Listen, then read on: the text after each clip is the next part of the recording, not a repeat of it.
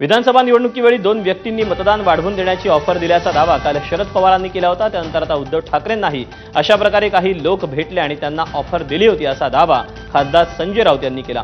ईव्हीएमच्या माध्यमातून विजयी करून देण्याचं आश्वासन दिल्याचं राऊत म्हणाले। यापैकी काही लोक आम्हाला म्हणजे माननीय उद्धव ठाकरे यांनाही भेटलेले आहेत, आम्हालाही भेटलेले की मग ते लोकसभेलाही भेटले होते, विधानसभेलाही भेटले होते। आम्ही त्यांना सांगितलं की आमचा लोकशाहीवरती विश्वास आहे। उद्धवजी त्यांना म्हणाले, मी तेव्हा उपस्थित होतो। ईव्हीएम मॅनेज करू असं म्हणणाऱ्यांची पोलिसात तक्रार का केली नाही असा सवाल मुख्यमंत्री देवेंद्र फडणवीस यांनी विचारला आहे। अशा प्रकारे जर तुमच्याकडे कोणी आलं, पोलीस कंप्लेंट का नाही केली?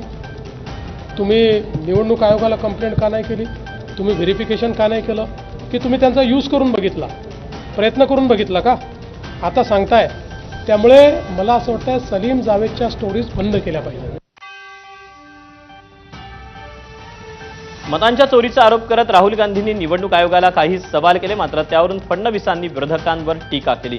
शरद पवार पक्षाचे आमदार रोहित पवारांनी यावरून फडणवीसांवर निशाणा साधला। निवडणूक आयोगाला केलेल्या प्रश्नांची उत्तर द्यायला फडणवीस आयोगाचे प्रवक्ते आहेत का असं रोहित पवारांनी विचारलं। आम्ही इलेक्शन कमिशनला बोलतोय, मुख्यमंत्री काय प्रवक्ते आहेत का इलेक्शन कमिशनचं? इलेक्शन कमिशन हे भाजपचं एक वेगळा विभाग आहे आणि त्या विभागावर जर कुणी बोललं तर भाजपचे नेते नक्कीच त्याला प्रत्युत्तर देतात। इलेक्शन कमिशननी त्यांना कुठलीही माहिती दिली नाही। मग जे काय प्रिंट फॉर्मॅट होते त्या प्रिंट फॉर्मॅटचा वापर करून डेटा कंपाईल केला गेला, डेटा कंपाईल करून त्याच्यावर ॲनालिसिस केला गेला। शरद पवारांना भेटलेल्या दोन जणांची नावं जाहीर करता येऊ शकतात असं प्रकाश आंबेडकरांनी म्हटलं। पवार त्या दोघांना घेऊन राहुल गांधींच्या घरी गेले होते। राहुल गांधी विरोधी पक्षनेते आहेत, त्यामुळे त्यांना मंत्र्यांच्या दर्जाची सुरक्षा असते। त्यांना भेटायला येणाऱ्या प्रत्येकाची नोंद होते, त्यामुळे पवारांना भेटलेल्या दोन लोकांची नोंद राहुल गांधींच्या घरातील सुरक्षा रक्षकांकडे असेल असं प्रकाश आंबेडकरांनी म्हटलं। किती खोटं बोलावं याला तरी असं एक सीमा आहे असं मी त्या ठिकाणी।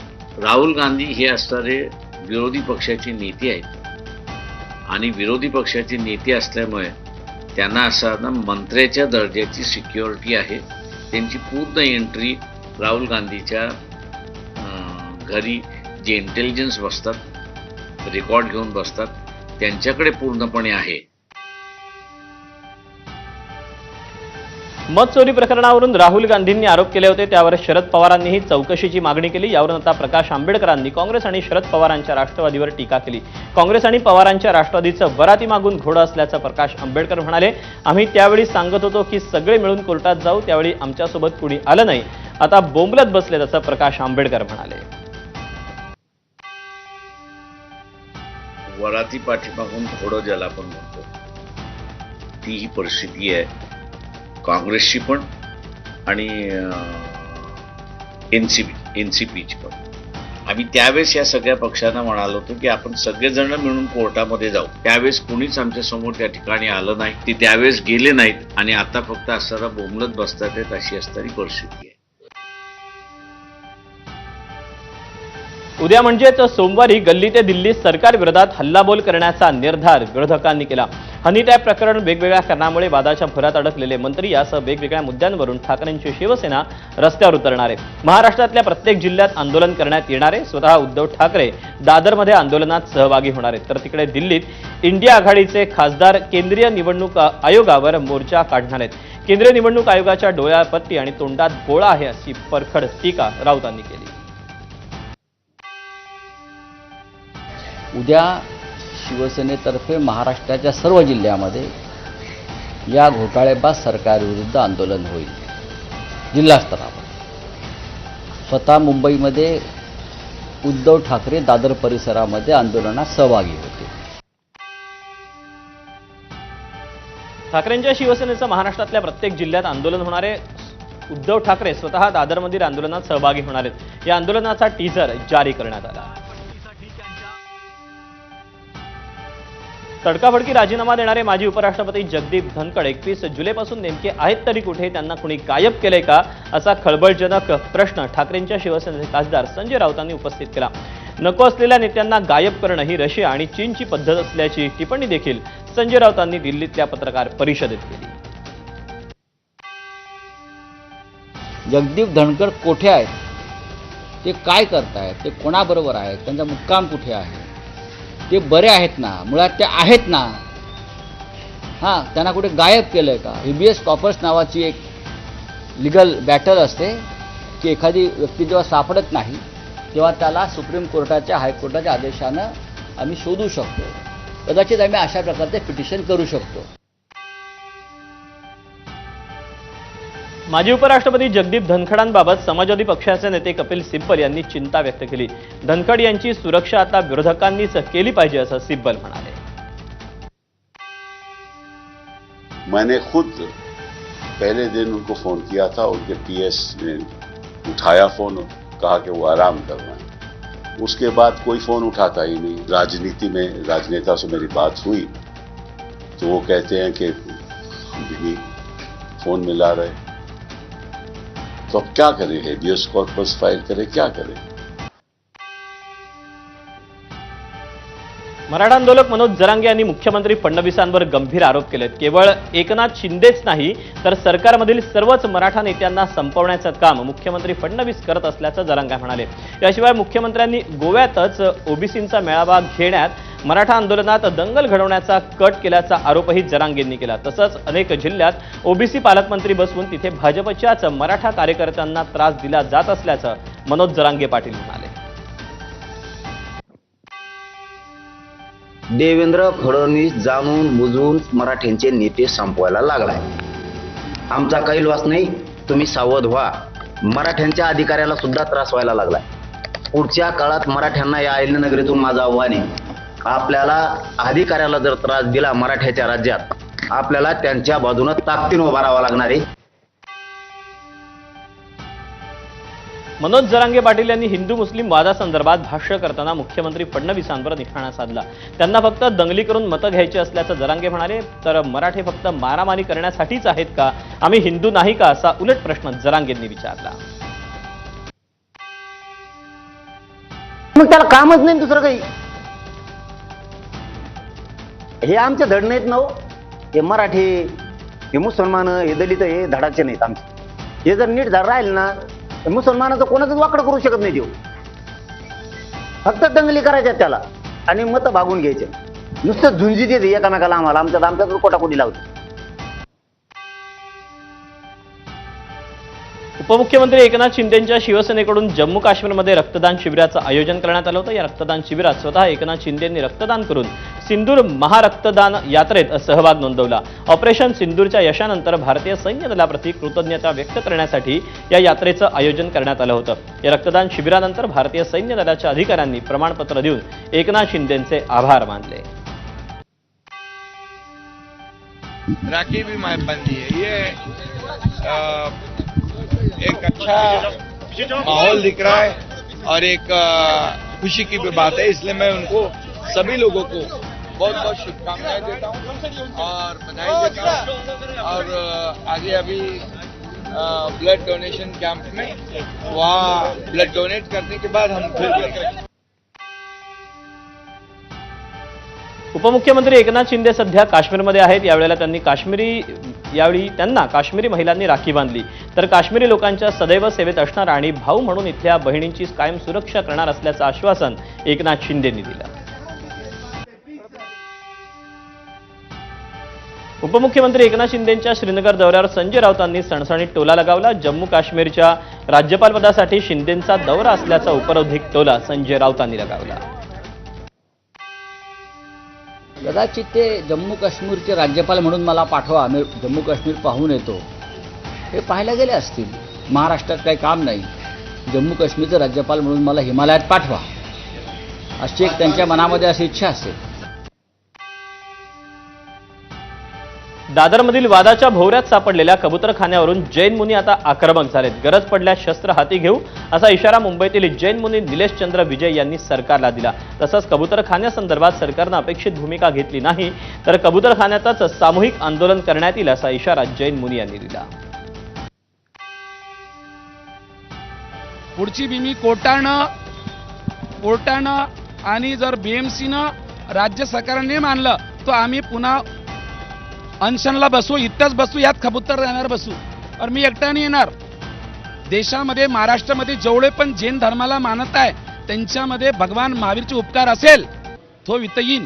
अनशन आम्हाला शस्त्र उचलायची काम नाही. आमचे शांतीनाथ दादा आम्ही शांतीनं करू.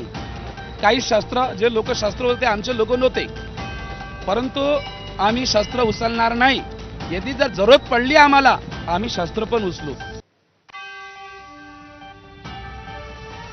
ज्याला कबूतर आवडतात त्यांनी घरी पाळावीत, सार्वजनिक जागेमध्ये नको, अशी प्रतिक्रिया शिंदेच्या शिवसेनेचे आमदार मनीषा कायंद यांनी दिली. आपण काहीतरी चुकीचं करतोय, आपण अतिरेक करतोय, आपण अविवेकाने वागतोय, हे लक्षात यायला पाहिजे. Public प्लेसमध्ये nuisance. प्रत्येकाला ज्याला आवडतं त्यांनी कबूतर असतील, पारवे असतील, त्यांनी घरी पाळावेत. कारण इतर तुम्ही प्राण्यांचा पण त्रास होतो तेव्हा तुम्ही हेच बोलता ना. दादरच्या कबूतरखाना परिसरातील बंदोबस्तात अचानक वाढ करण्यात आली. स्थानिक पोलिसांसह दंगल नियंत्रण पथकही इथे तैनात करण्यात आलं. बुधवारी मोठं आंदोलन करण्यात आलं होतं आणि पुन्हा एकदा आंदोलनाची शक्यता लक्षात घेता मोठा पोलीस फौजपाठा तैनात करण्यात आलेला आहे.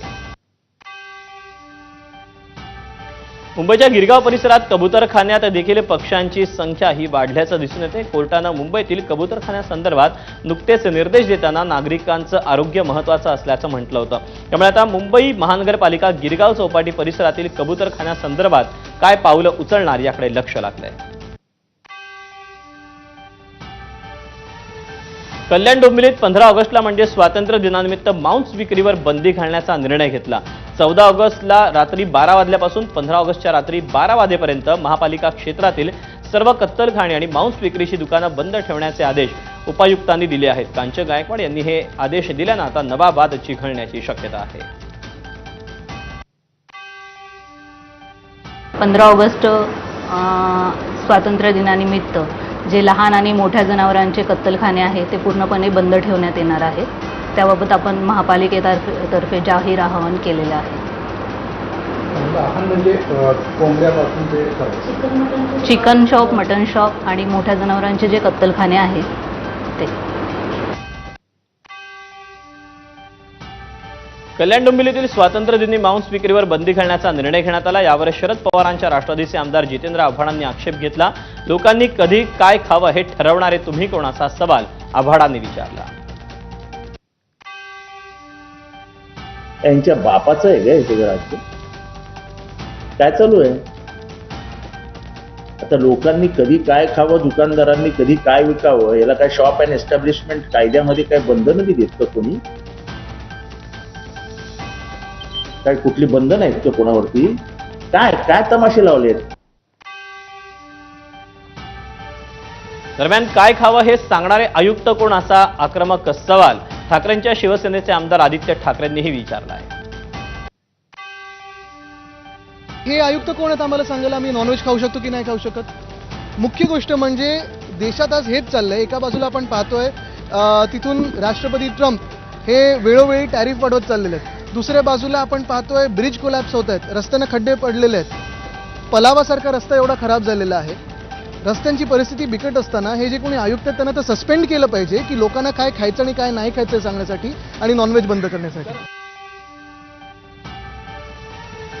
कुणाच्या निवेदनानंतर पालिका आयुक्तांनी मांस विक्री बंद ठेवण्याचा निर्णय घेतला हे तपासावा लागेल, अशी प्रतिक्रिया महसूल मंत्री चंद्रशेखर बावनकुळे यांनी दिली.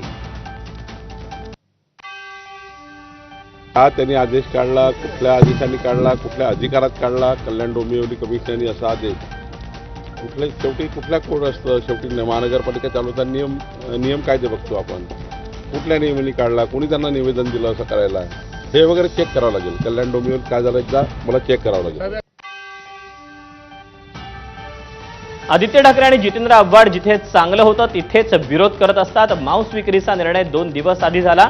या निर्णयाला कोणत्याही सर्वसामान्य माणसानं विरोध केला नसल्याची प्रतिक्रिया कल्याण पश्चिमचे आमदार विश्वनाथ भोईर यांनी दिली. 2 दिवसांत कुठल्याही सामान्य जनतेने असं बोललं नाही की चिकन आणि मटन दुकानं का बंद ठेवतात. जिथे चांगलं होत असतं तिथे ते लोक हे करत असतात. आदित्य ठाकरे म्हणा किंवा जितेंद्र आव्हाड म्हणा. एखादा चांगला निर्णय असेल तर त्याचं स्वागत करायला काय हरकत नाही. चिकन मटन ह्या दिवशी नकोच ना. जे बळी जातात ते स्वातंत्र्याच्या दिवशी नाहीच झालं पाहिजे. नागपूर पुणे वंदे भारत एक्सप्रेसला पंतप्रधान नरेंद्र मोदींनी हिरवा झेंडा दाखवला. या कार्यक्रमाला केंद्रीय मंत्री नितीन गडकरी आणि मुख्यमंत्री फडणवीसांनी नागपुरात उपस्थिती दर्शवली. नागपूर पुणे ही देशातील सर्वात लांब पल्ल्याची वंदे भारत ट्रेन आहे. नागपूरच्या अजनी स्थानकावरून पुण्यापर्यंत असं 881 किलोमीटरचं अंतर अवघ्या 12 तासात कापणार आहे. विशेष म्हणजे या वंदे भारतला तीर्थक्षेत्र असलेल्या शेगावमध्येही थांबा देण्यात आल्यामुळे गजानन महाराजांच्या भक्तांसाठी ही गाडी सोयीची ठरणार आहे. मी स्वतः रेल्वे मंत्र्यांना या ट्रेनसाठी विनंती केली होती अशी प्रतिक्रिया मुख्यमंत्री देवेंद्र फडणवीस यांनी दिलेली आहे. तसंच अहिल्यानगर ते पुणे अशी थेट लाईन केल्यास त्रास कमी होणार असल्याचं फडणवीस म्हणाले. पुण्यावरनं आता ज्या लाईन्स आहेत 3 लाईन आहेत त्याच्या 5 लाईन करणं चाललेलं आहे. तिथनं JNPT पोर्ट अशा प्रकारची कनेक्टिव्हिटी करावी अशी आमची चर्चा जे मीणा साहेब आहेत तिथले प्रमुख मध्य रेल्वेचे त्यांच्याशी झालेली आहे. आणि ते जर आपण केलं तर एक नवीन फ्रेट कॉरिडॉर आपण तयार करू शकू. नागपूर पुणे वंदे भारत एक्सप्रेसला शेगावचा थांबा मिळाला. यामुळे पुणे, नाशिक आणि नागपुरातून शेगावला जाणाऱ्या गजानन महाराजांच्या भक्तांसाठी आणि भाविकांसाठी ही आनंदाची पर्वणी असल्याचं भाविकांनी म्हटलंय. बातम्यांसोबत बुलेटिनमध्ये वेळ झाली छोट्याशा ब्रेक.